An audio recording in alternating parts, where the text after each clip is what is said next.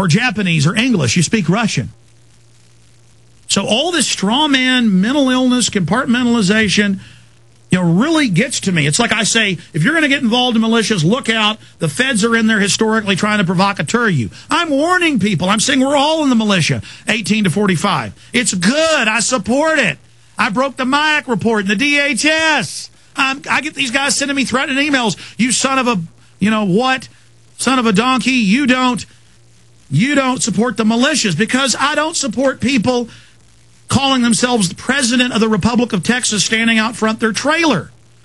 And I'm not bashing somebody in a trailer. The point is that, I don't know, and it doesn't mean I'm perfect either. It's just I'm sick of everybody saying what I am or misrepresenting what we are or what we do. And I guess just people get in these ruts and they can't get out of them. But yeah, I don't like communists, buddy. And I happen to know that the bankers funded it on record. You called in and denied that. I happen to know there's a lot of big banks in Central and South America manipulating a fake leftist revolution. I've talked to a lot of big media people down in Latin America. Just talked to one in Ecuador last week, the equivalent of their 60 Minutes. They taped an interview, and they said, oh, yes, we understand. I used to be a leftist, but now we understand that they control both the left and the right.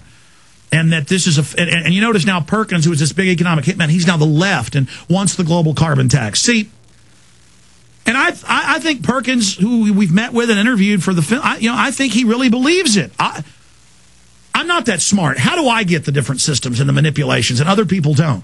How do I understand PR but other people don't? How do I understand? I mean, I don't understand it. Look, I spent enough time with you, John. I'm not trying to fight with you, but just for God's sakes, heaven's sakes. Donna in New Hampshire, you're on the air, Donna. Hi, Alex. If there was anybody more fair and balanced, it would be you. I totally disagree with John. I have been a listener for you for over 10 years.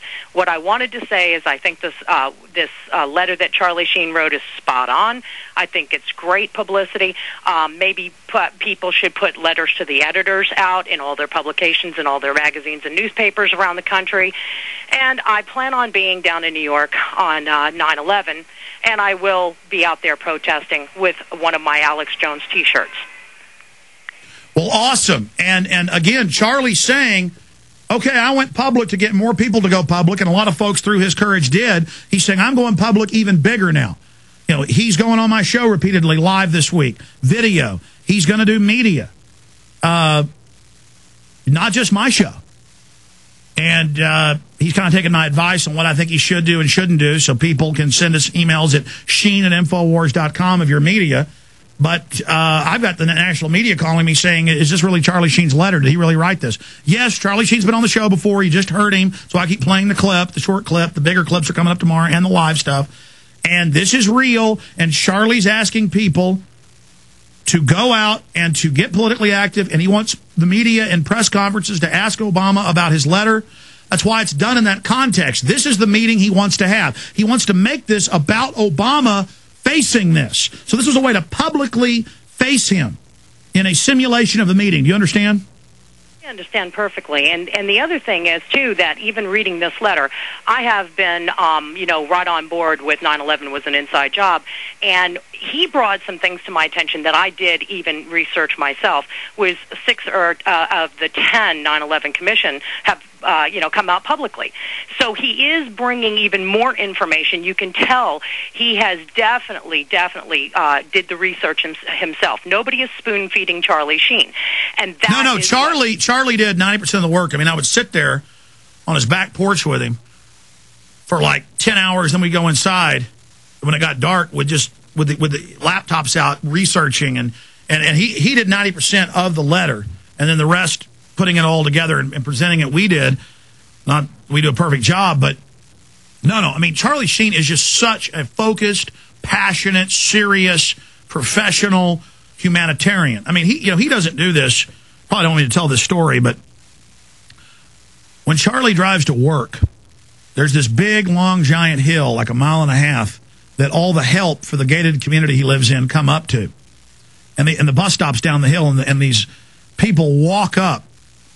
And Charlie and his dad, and when he comes to the house, they stop almost every day and give people rides up and down the hill. And the media never knew that. I mean, that's what's so sick about this is he's so private, so quiet. He doesn't want accolades. He doesn't want praise for this. He knows they blew up the towers. He's freaked out by it.